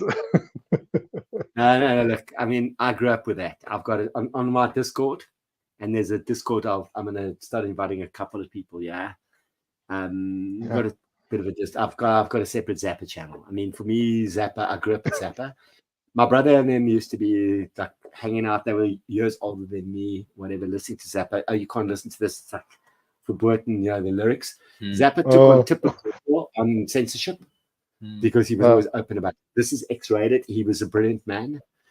If you look at the musicians that he spawned, so he went through Jean-Luc Ponty, George Duke, through every other jazz musician you go listen to, from Hot Rats through whatever, 67, through to guitarists that are very technical that I don't like much, but he took them through Steve Vai and Jeff Beck? Vai and, No. sorry? Jeff Beck, wasn't he involved there? No. The whole, I mean, so I've probably got between vinyl, CD, and cassette. I've probably got and some bootlegs, but I've probably got complete official releases. Sure. Probably my favorites are Hot Rats and the Hot Rats Sessions, Overnight Sensation, and also his work with Beef Art. I mean, Bongo Fury, Apostrophe. But then later stuff, go and listen to Jazz from Hell. Very technical but beautiful. Quite my blowing. Shut Up and Play a Guitar. That's a triple album set sitting on these shelves somewhere. It is like, but you go and look at the years that man took musicians through his dynasty, legacy, whatever it was. He fought politics when people were like banning Prince and this and this and this, and Zappa sat up against Tipper Gore and just said, like, listen, I've always said adult warning on my albums, you know, because and she was at him, and the one thing, it was like, what's wrong with masturbation? And he was like, well, it's normal. I've at least warned people on my album. You know what I mean? He was absolutely openly honest. Yeah. You know, whereas she was not hitting on country artists or blues artists. They were even more dirty. Okay. Yes. She was hitting on Prince, Cyndi Lauper, and Frank Zappa in that whole censorship thing. Yeah. Right? And I've watched this. And that is, for me, Zappa's a big part of my life. I grew up with it. I've got some fanzines, I've got some bootlegs and other stuff. I'd love a lot more. And the most interesting fact I want to tie in here, Stefan, sorry, the most interesting thing I want to tie in with the theme here, one of the earliest television appearances of Frank Zappa was when he played a bicycle as a musical instrument on like an Ed Sullivan type show in the days of black and white TV. Yes. And he was still very clean cut then, you know, he was this upright, clean cut young man. And the interviewer said, now here's this man called Frank Zappa, and he claims he can use anything as an instrument, and he played music on a bicycle with the wheels spinning. You know, the actual bicycle, like the spokes of the wheels. And he became a phenomenon in his own right. It was things that spin. Yeah, things that spin. Things that spin. What was that song of yours? Getting back to like the discos and you make me spin right around, baby, go right like round. A record. Yes. Rondo. Yes. Yeah. Yes. You know, just talk like cheesy, you know, like music from the late 80s and 90s in the clubs in Joburg, you know. Yeah. It was a Tino Alive, one of those bands. But Zappa is a staple in my world. I'm starting to go a lot deeper into his guitar work. Also, his politics are very, very interesting because he was a good parent. You know, if you look at the Moon Unit and Dweezil and you know the fact that, you know, he remained married throughout the end, and that, you know, how his late Zappa's wife is looking after the estate and all of that. There was a lot of integrity there. And the kids are also still looking after the estate because they were raised right. Even though they've got interesting names. You know, this is going to sound controversial, but I'm going to get back to the antwoord. Zappa didn't make that mess. No, he made some controversial music where he made some. But he was always honest about it. Yes, of course, but he didn't take it home. You know, I always foolishly want to believe that there's many artists out there that make shocking appearances for the sake of entertainment, but in the evening when they go home, they take the mask off and the jacket, and then they're just a regular person like you and me, and they just want to have a hot cup of coffee or a tea or whatever, and just be themselves and be cozy and comfy at home. Yeah. I've got a because we're gonna end in about 10 minutes, and we need to. And Devot, we know we can roll these. I mean, the world's gonna spin round. But we're gonna do a Mark II as well. yeah. It's gonna be a Mark 3 and 4. But I was gonna say to you, and to James, you know, if you have to give me a sort of what spins your world that's not the norm in terms of music that you grew up with, you know, what would yours be, and what would yours be? I'm gonna ask you about first. Music that we grew up with. Yeah, just something that resonates. Ooh, that's a little bit of a difficult one because there's so many.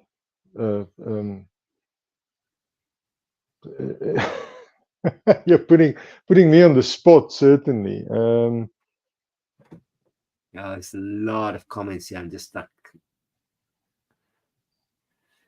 Shirley Bassey, Spinning Wheel, Propeller Heads.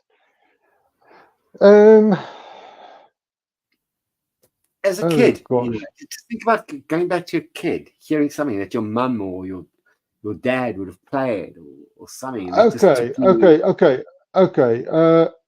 Where for me, and I just have to think, it's got to do something with that I listened to on a record that was spinning. The record was spinning, and it was fascinating me. Would have been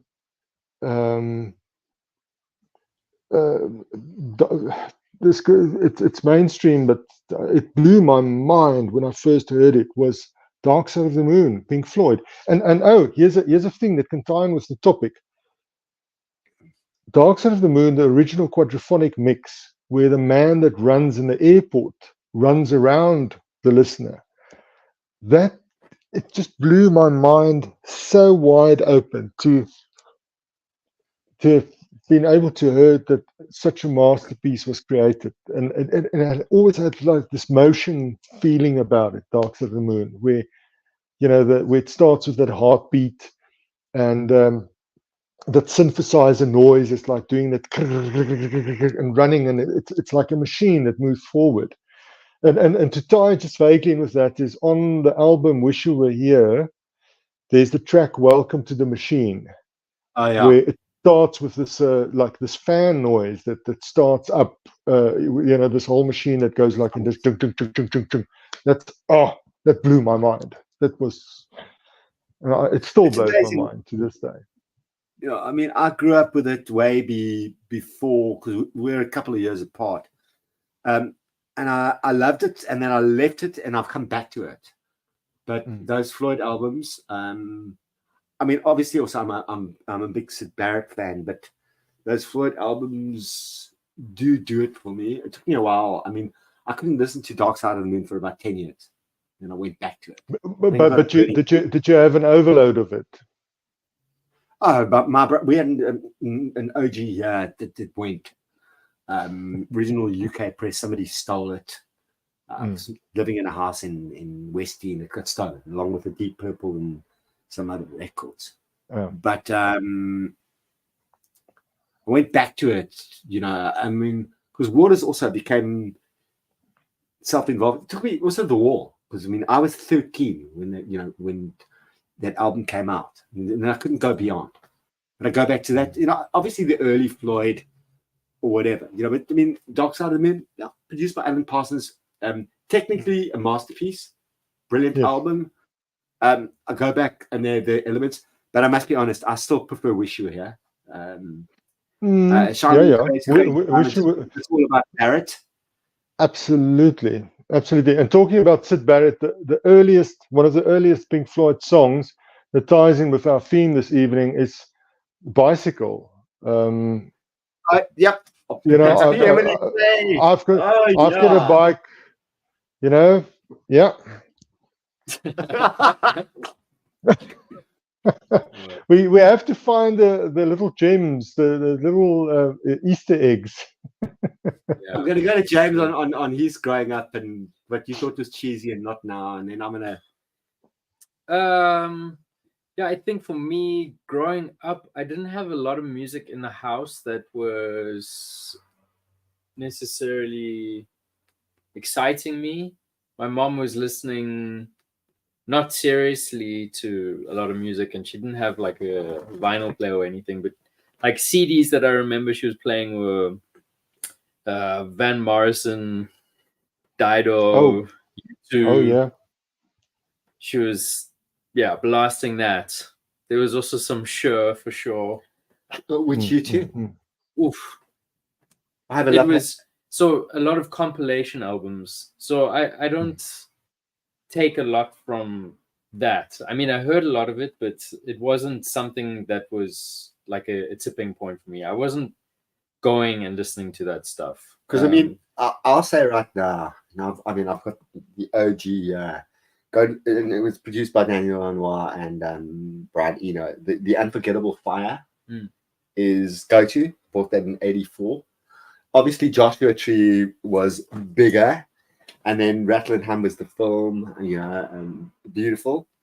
Then I left it, and I came back to a couple.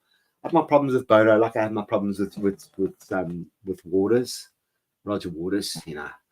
Whatever. But I've gone back to some U2, and I can listen to it and enjoy it. I mean, I had War and all of those albums, when they came out, I was stuck in standard 6.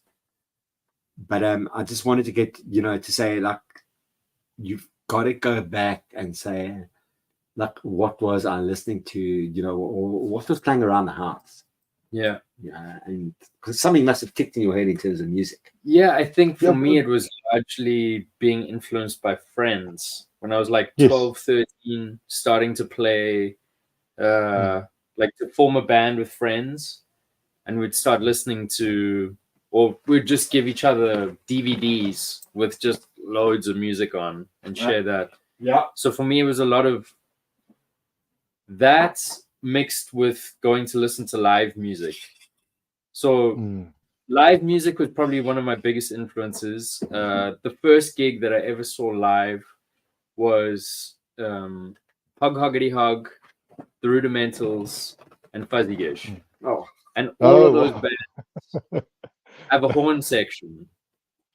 So you can imagine me, like, I'd now like found bands that had trumpets or horns that I thought were cool. So that was like a huge driving force for me. I was like, wow, like I see how this instrument can be cool. Because when I was young, for me, the trumpet wasn't so cool. My Satchmo stuff, we've got to go to the Armstrong like thing, and trumpet and New Orleans and marching bands and stuff. That's another But remember, didn't he played a cornet, which is a topic on its own. Sorry, who? The Satchmo. Louis Armstrong. Oof. That's a good question. I've already played trumpets, but Stefan, the first time I heard a trumpet in a funky way, being played in a funky way, was in the band Boo. Do you remember the band?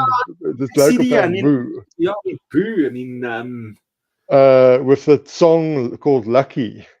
That just got the trumpet riff. That's just so.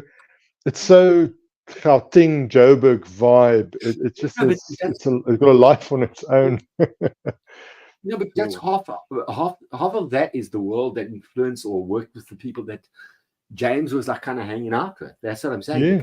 Yes. I can show you. I can draw maps of how they all play. And Keith would, if Keith was here tonight, he would remember how we mapped it out last time. Yeah, he would absolutely map out. And right now, I mean, we were trying to contact like some of the best South African musicians, because James needs a bass player. A week before he goes back to play an amazing gig at the Commons in Muizenberg, and I'm going to give them a promo because it's like, this is what it's about. And I'm going to just get back to my stuff. So we had 8-track in the car, right? 8-track, Dewald. Yeah. Multiple wheels that turn around, and a little head that kind of does weird stuff. And there's like not only the belts and everything, but there's also how many wheels are inside that 8-track cassette. How many little rollers are in there? No, there's just I don't know. There's two. It's a in and out. No, there No, isn't. It's a Did you continuous ever like loop. crack open one of those 8-track Yes, cassettes? it's a continuous loop. Yeah, we must actually. Have you got one that we can like most open in a couple of weeks' time for a? No 8-tracks. No 8-tracks by me. Sorry, only We must buy these some ones. rubbish here. We need some rubbish to open up. Maybe a Beatles that would probably sell for $1 million, but we'll just crack it open. That's a bottle of Japanese whiskey. Hey, make a few people's hearts stop. Yeah. But getting back to 8-track, and it's similar to America. So my dad had, and he always had good taste in music, his parties and other stuff and whatever. But in the car, it was what was commercially available. So we had obviously a bit of John Denver. And believe it or not, I've actually got an import copy of that live John Denver album, the whatever. And actually, there's some great songs there. There was a Dave Matthews band, not by the Dave Matthews band, but on his label, a tribute to John Denver. And I mean, you've got bands like My Morning Jacket and others like this, doing their tributes. Yeah. Let's not diss artists and what we heard. This is what I'm trying to get to, is don't diss the influences. But for me, so we had the 8-tracks, and obviously everybody else had Jim Croce. There probably would have been a Rodriguez or two. We didn't have that. If I had a Rodriguez 8-track right now, I'd probably be very wealthy. I've got a Zimbabwean present for Rodriguez here. Yeah, I'd be a bit richer in the week for some of the fetishists.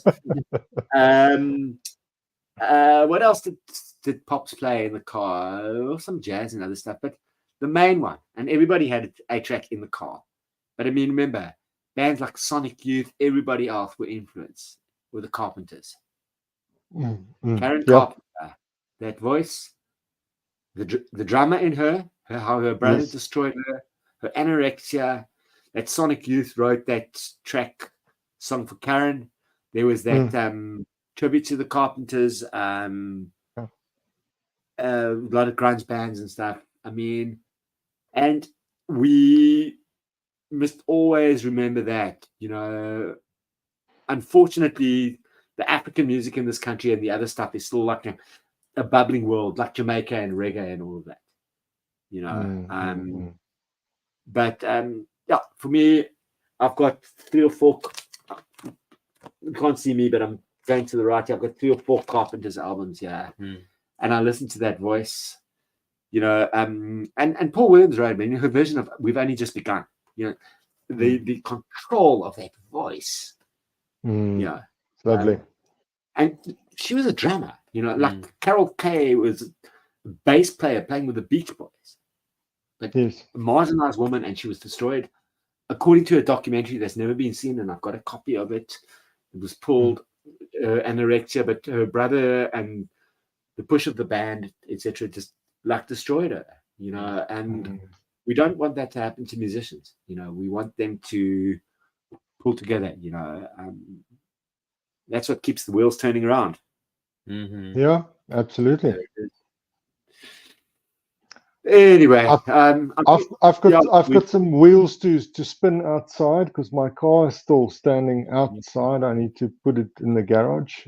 I'm just going to see. There's a couple XTC Back to the Moon 3DV. I have a Woody Allen comedy LP. I'll try and find out. I mean, sorry, we've been really focused just on our own little jaw tonight in South Africa. Just a heads up, anybody who's watching from Cape Town, or I'll promo it, James is going to be playing. What date's the gig? 23rd March. 23 March at the Commons in Muizenberg. Because we've got to just promo the musicians. That's why we. I wish I could be there. I wish I could be hope there. to meet you someday in the flesh. Yeah. Well, you must come. You must come and visit up here in Gauteng. Yeah. That's it. You call your bass player friends there and say, "I need a gig in Gauteng." Well, there's Cesare. Like I said, Cesare Casarino is the man. Yeah, there's many people. Vincent's here. He's another mate of mine. Yeah, he's there in Cape Town. Mr. Whitehead, you're gonna get there to that gig with me. Whether you like it or not. All right, you're coming with me to the comments. All right. Yeah, Dee, I want to really thank you, James. I'm just gonna pop the camera back on me as I exit the stream. Camera. James is waiting. Ciao, ciao to everybody. I'm gonna go.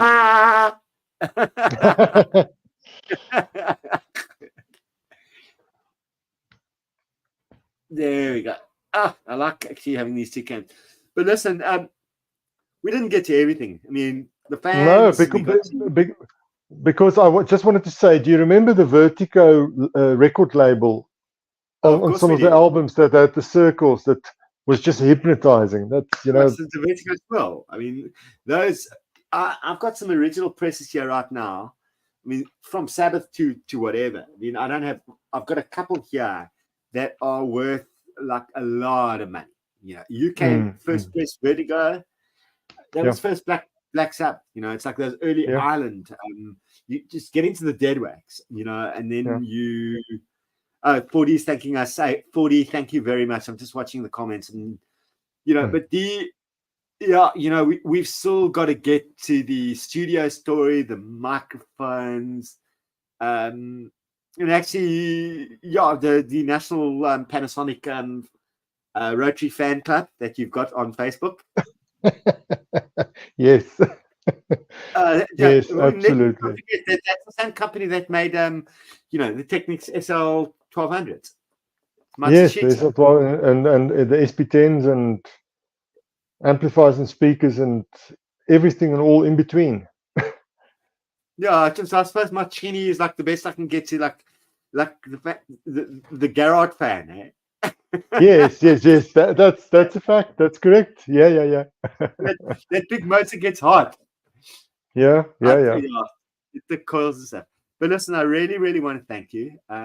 Thanks. It's been 4D circling a spiral, 60s pop art motive. So Hitchcock and Soul Bass were ahead of the game. Vertigo main titles 1958. This man will always just confuse the shit out of us, but